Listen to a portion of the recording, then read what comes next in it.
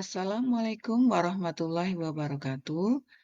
Kali ini saya akan memaparkan tentang koneksi antar materi dari modul 1.1 sampai dengan 1.4. Perkenalkan, saya Eli Widiawati sebagai calon guru penggerak, kemudian Ibu Hatma Sukria MPD selaku fasilitator, serta Miss Susilawati SPD selaku pengajar praktik. Pokok bahasan antar materi. Modul 1.1 Filosofi Ki Hajar Dewantara. Modul 1.2 Nilai dan peran guru penggerak. Modul 1.3 Visi guru penggerak. Sedangkan modul 1.4 Budaya positif. Ringkasan pada materi modul 1.1 yaitu tentang filosofi Ki Hajar Dewantara. Pembelajaran adalah menuntun anak menjadi manusia yang merdeka sesuai dengan kodrat alam dan kodrat zaman. Pendidik harus dapat menerapkan ing ngarso sungtulodo, ing madya mangunkarso, dan tutwuri handayani. Guru harus dapat mengarahkan murid untuk dapat kenali potensi yang ada pada diri murid itu sendiri.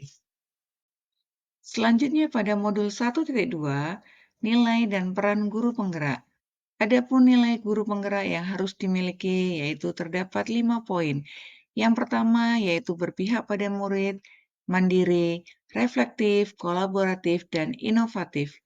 Selain itu, guru penggerak juga harus berperan menjadi pemimpin pembelajaran, mewujudkan kepemimpinan murid, mendorong kolaborasi, menjadi coach bagi guru lain, serta dapat menggerakkan komunitas praktisi. Pada modul 1.3, kita membahas tentang visi guru penggerak. Visi guru penggerak adalah representasi visual tentang bagaimana murid kita di masa yang akan datang, yaitu bagaimana kita dapat mewujudkan profil pelajar Pancasila. Dalam membentuk visi, hendaknya berpihak kepada murid sebagai landasan perubahan dalam pendidikan positif dengan pendekatan inquiry apresiatif. Pada modul 1.4, budaya positif. Dalam membangun budaya positif, sekolah dapat menyediakan lingkungan yang positif, aman dan nyaman agar siswa mampu berpikir, bertindak, dan menciptakan dengan merdeka, mandiri, dan bertanggung jawab.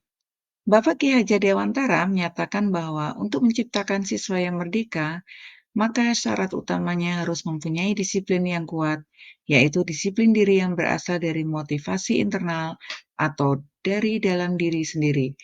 Jika tidak mempunyai motivasi internal, maka diperlukan motivasi eksternal atau dari orang lain untuk mendisiplinkan dirinya. Tujuan dari disiplin positif adalah untuk menanamkan motivasi kepada semua siswa kita, agar mereka menjadi orang yang mereka inginkan dan menghargai diri sendiri dengan nilai-nilai yang mereka percaya. Motivasi ini berasal dari diri siswa atau internal sehingga akan berdampak jangka panjang dan tidak akan terpengaruh dengan adanya hukuman dan hadiah. Keyakinan merupakan nilai-nilai kebaikan atau prinsip-prinsip yang disepakati secara universal. Orang akan lebih semangat atau tergerak untuk melaksanakan keyakinannya daripada hanya mengikuti aturan. Keterkaitan pembelajaran antar modul. Dengan menjalankan budaya positif di sekolah, maka akan mempengaruhi tercapainya suatu tujuan pendidikan nasional sesuai dengan filosofi Ki Hajar Dewantara, yaitu pendidikan yang berpihak kepada murid. Budaya positif akan terwujud jika seorang guru memiliki nilai guru penggerak seperti berpihak pada murid, mandiri, reflektif, kolaboratif, inovatif, serta memiliki peran seperti menjadi pemimpin pembelajaran, mewujudkan kepemimpinan murid, mendorong kolaborasi, menjadi coach bagi orang lain, menggerakkan komunitas praktisi. Salah satu visi guru penggerak adalah terbentuknya budaya positif agar menciptakan sekolah yang nyaman, aman, dan berpihak kepada murid. Untuk mewujudkan visi guru penggerak, membuat prakarsa yang mengacu pada pembentukan profil pelajar Pancasila dengan tahapan Bagja.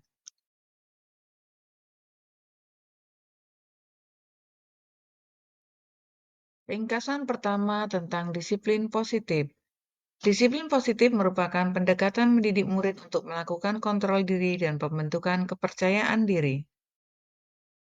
Teori kontrol. Menurut Dr. William Glasser, dalam kontrol teori terdapat beberapa miskonsepsi tentang kontrol, yaitu ilusi bahwa guru mengontrol siswa, ilusi bahwa semua penguatan positif efektif dan bermanfaat, ilusi bahwa kritik dan membuat orang merasa bersalah dapat menguatkan karakter, ilusi bahwa orang dewasa memiliki hak untuk memaksa. Ringkasan materi tentang teori motivasi.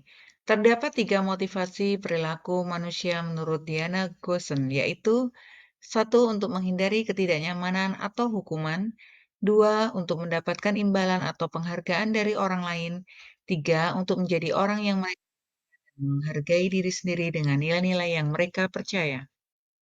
Hukuman dan penghargaan. Hukuman bersifat tiba-tiba atau tidak terencana. Siswa tidak tahu apa yang akan terjadi dan tidak dilibatkan. Hal ini berbeda dengan penghargaan. Namun, penghargaan bisa buruk, antara lain memberikan pengaruh jangka pendek dan jangka panjang. Penghargaan tidak efektif, penghargaan merusak hubungan, penghargaan mengurangi ketepatan, serta penghargaan menghukum. Posisi kontrol. Posisi kontrol seorang guru terdapat beberapa tipe. Yang pertama, penghukum, kemudian pembuat rasa bersalah, sebagai teman, sebagai pemantau, dan sebagai manajer. Kebutuhan dasar hidup. Kebutuhan dasar hidup terdiri dari bertahan hidup, kasih sayang dan merasa diterima, penguasaan, kebebasan, serta kesenangan. Keyakinan kelas. Keyakinan merupakan nilai-nilai kebaikan atau prinsip-prinsip yang disepakati secara universal. Orang akan lebih semangat atau tergerak untuk melaksanakan keyakinannya daripada hanya mengikuti aturan. Segitiga restitusi. Segitiga restitusi adalah cara dalam mengatasi masalah dengan tiga tahapan: menstabilkan identitas, validasi tindakan yang salah, serta menanyakan keyakinan. Hal yang menarik bagi saya dan di luar dugaan adalah saat mempelajari posisi kontrol seorang guru, yaitu sebagai penghukum. Ternyata hal ini sangat tidak sesuai dengan pendidikan yang berpihak kepada murid, karena guru tidak mengajak murid untuk berdiskusi dengan baik dan memutuskan langkah penyelesaian suatu masalah. Guru bertindak secara sepihak untuk menentukan hukuman saat murid melakukan kesalahan. Hal ini akan sangat berakibat fatal terhadap psikis murid. Murid akan merasa sakit hati dan dapat menyimpan perasaan dendam yang mereka tanam di dalam hati, dan itu akan sangat mempengaruhi karakteristik murid tersebut. Posisi sebagai manajerlah yang paling baik yang dapat kita terapkan dalam mengatasi suatu masalah dengan murid. Karena murid dilatih untuk bertanggung jawab dan menemukan sendiri dari solusi dari masalah yang mereka hadapi, sehingga muncul rasa percaya diri pada murid tersebut. Perubahan apa yang terjadi pada cara berpikir Anda dalam menciptakan budaya positif di kelas maupun di sekolah Anda setelah Anda mempelajari modul ini?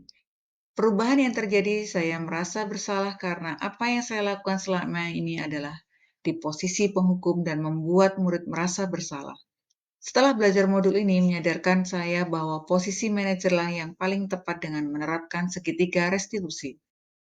Pengalaman apakah yang pernah Anda alami terkait penerapan konsep-konsep inti dalam modul budaya positif, baik di lingkungan kelas maupun di sekolah?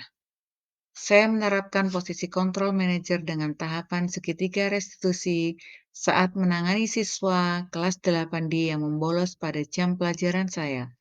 Saya memanggil murid tersebut secara personal dan melakukan tahapan pertama, yaitu menstabilkan identitas, di mana saya menanyakan apa alasan dia membolos pada saat jam pelajaran. Saya berupaya menstimuluskan kegagalan menjadi kesuksesan. Kemudian saya melakukan validasi tindakan yang salah, di mana saya mengaitkan kesalahan yang dilakukan murid dengan keyakinan yang telah dilanggar oleh murid tersebut. Dan terakhir adalah menanyakan keyakinan. Murid diajak untuk menemukan solusi untuk dapat mewujudkan keyakinan kelas yang telah disepakati. Bagaimana perasaan Anda ketika mengalami hal-hal tersebut? Perasaan saya sangat senang dan termotivasi untuk selalu memperbaiki tindakan yang seharusnya saya terapkan dengan baik. Tidak mengulang kesalahan lama, saya harus menjunjung tinggi nilai-nilai budaya positif di kelas dan di sekolah. Menurut Anda, terkait dengan pengalaman dalam penerapan konsep-konsep tersebut, hal apa yang sudah baik dan adakah yang harus diperbaiki?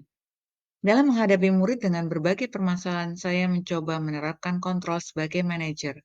Dan yang harus diperbaiki adalah meningkatkan kesadaran dan rasa motivasi untuk menuntun murid agar dapat menjunjung tinggi nilai-nilai budaya positif, baik di kelas maupun di sekolah. Sebelum mempelajari modul ini, ketika berinteraksi dengan murid, berdasarkan 5 posisi kontrol, posisi manakah yang paling sering Anda pakai, dan bagaimana perasaan Anda saat itu?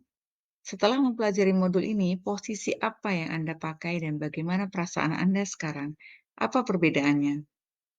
Sebelum mempelajari modul 1.4, posisi kontrol yang sering saya lakukan adalah sebagai penghukum dan membuat merasa bersalah.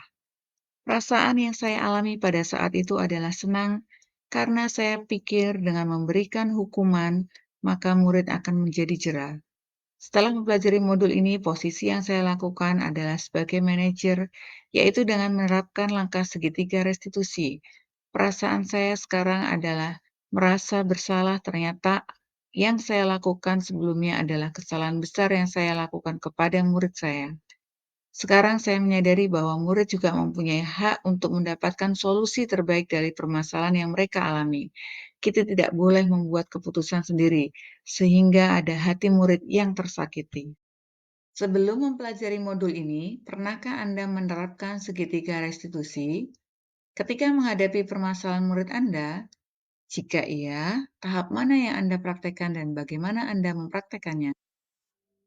Saya pernah, hanya saja tahapannya tidak sedetail setelah saya mempelajari tentang materi ini. Tahap yang saya praktekkan adalah validasi tindakan yang salah dan menuntun murid untuk dapat menemukan solusi demi untuk membentuk rasa tanggung jawab dari dirinya. Selain konsep-konsep yang disampaikan dalam modul ini, adakah hal-hal lain yang menurut Anda penting untuk dipelajari dalam proses menciptakan budaya positif, baik di lingkungan kelas maupun sekolah? Konsep penting adalah adanya kolaborasi dari pihak pemangku sekolah, rekan sejawat, orang tua, serta murid untuk dapat terwujudnya budaya positif di kelas maupun di sekolah. Demikianlah pemaparan koneksi antar modul dari modul 1.1 hingga modul 1.4. Semoga bermanfaat. Terima kasih. Wassalamualaikum warahmatullahi wabarakatuh.